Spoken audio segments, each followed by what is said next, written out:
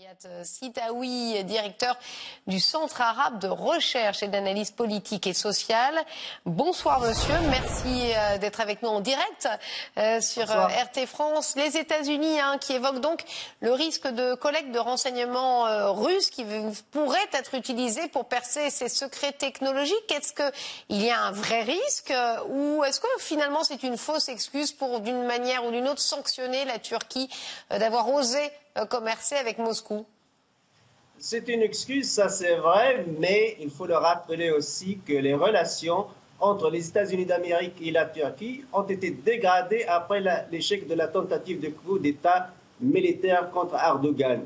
Et à cette époque, nous rappelons bien de la déclaration d'Erdogan. Je traduis ce qu'il a dit. Nous étions poignardés par nos ennemis alors que nos ennemis nous ont aidés. On a déchiffré. Ça veut dire que les États-Unis d'Amérique ou une partie de la CIA, selon certains journalistes, ont été derrière cette tentative de coup d'État et en même temps, les renseignements russes et iraniens ont aidé Erdogan.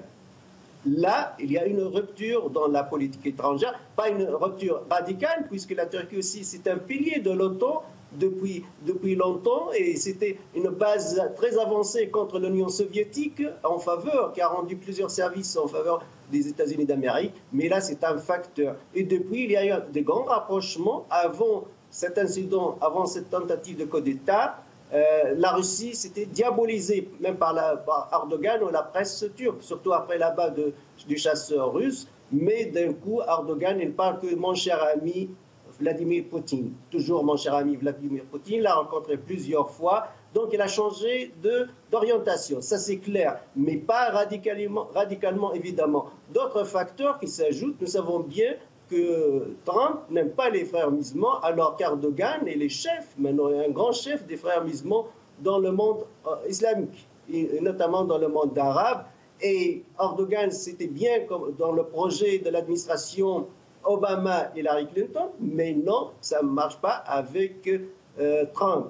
Et évidemment, troisième élément, je pense, c'est Israël. La sécurité d'Israël, il y a un député, un chef politique israélien, d'ailleurs, il l'a cité, on ne veut pas que les États-Unis d'Amérique livrent des chasseurs F-35 à la Turquie, parce qu'il y a les S-400. Les S-400 n'existent qu'à chez les Algériens, en Algérie, depuis quelques années, et l'Iran et la Syrie qui possèdent les S-300. Donc pour Israël, dès qu'on parle des S-300 ou 400, ça veut dire qu'on parle des États hostiles à Israël.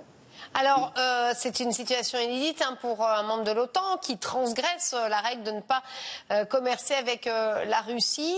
Ankara peut-elle être exclue de l'OTAN, selon vous, pour cela? On va voir, mais on parle vraiment que les relations sont bien dégradées.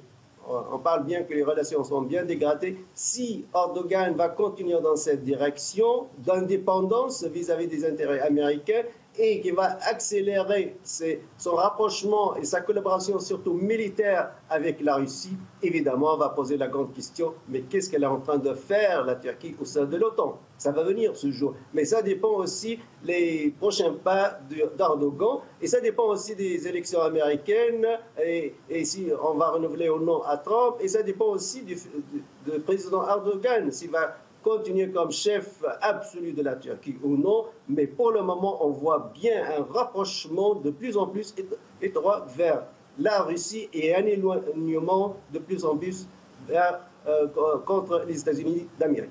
Merci Riyad Sidaoui d'avoir été en direct avec nous, nous avoir apporté votre éclairage. Merci à vous.